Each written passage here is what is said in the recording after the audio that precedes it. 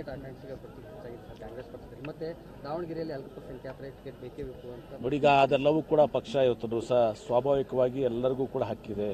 ಎಲ್ಲ ಪ್ರತಿಯೊಬ್ಬರಿಗೂ, ಪ್ರತಿ ಧರ್ಮಕ್ಕೂ, ಪ್ರತಿಯೊಂದು ಜಾತಿಗೂ ಕೂಡ ಇವತ್ತು ಟಿಕೆಟ್ ಕೇಳುವಂಥ ಹಕ್ಕಿದೆ ಪ್ರಜಾಪ್ರಭುತ್ವ ವ್ಯವಸ್ಥೆಯಲ್ಲಿ, ನಮ್ಮ ಪಕ್ಷದ ವ್ಯವಸ್ಥೆಯಲ್ಲಿ.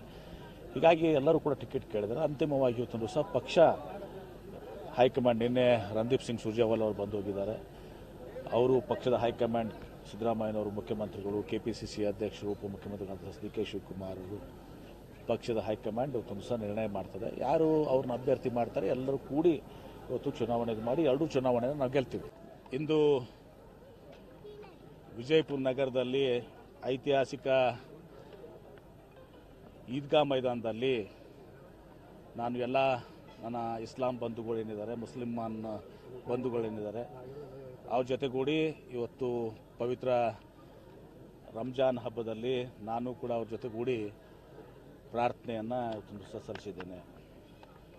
ಈ ಸಂದರ್ಭದಲ್ಲಿ ನಾನು ಎಲ್ಲ ಅಂತ ಒಂದು ತಿಂಗಳು ಅಲ್ಲಿ ಎಲ್ಲರೂ ಕೂಡ ಇವತ್ತು ಉಪವಾಸ ಮಾಡುವಂಥ ಮೂಲಕ, ರೋಜಾ ಮಾಡುವ ಮೂಲಕ ಇವತ್ತು ತಮ್ಮ ಮಾನಸಿಕ, ದೈಹಿಕ ಶುದ್ಧತೆ ಕಡೆ ಇವತ್ತೊಂದು ದಿವಸ ಆ ಲಕ್ಷ್ಯವನ್ನು ಹಾಕುವಂಥದ್ದು.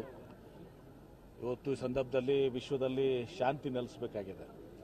ನಾವು ನೋಡ್ತಾ ಇದ್ದೀವಿ, ರಂಜಾನ್ ತಿಂಗಳಲ್ಲೇ ಇವತ್ತು ಇರಾನ್ ಮೇಲೆ ಇಸ್ರೇಲ್ ಮತ್ತು ಅಮೇರಿಕ ಯುದ್ಧದ ದಾಳಿಯನ್ನು ಮಾಡಿದ್ದಾವೆ. ಇವತ್ತು ಯುದ್ಧ ಯಾವುದೇ ಒಂದು ಇದಕ್ಕೆ ಪರಿಹಾರ ಅಲ್ಲ ಇವತ್ತು ದಿವಸ.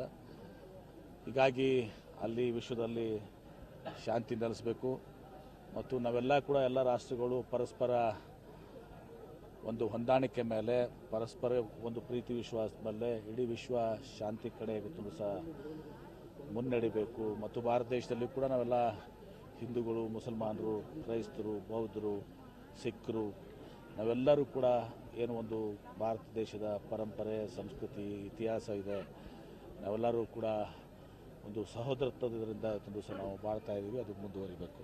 ಸರ್, ಈಗ ಬೈ ಎಲೆಕ್ಷನ್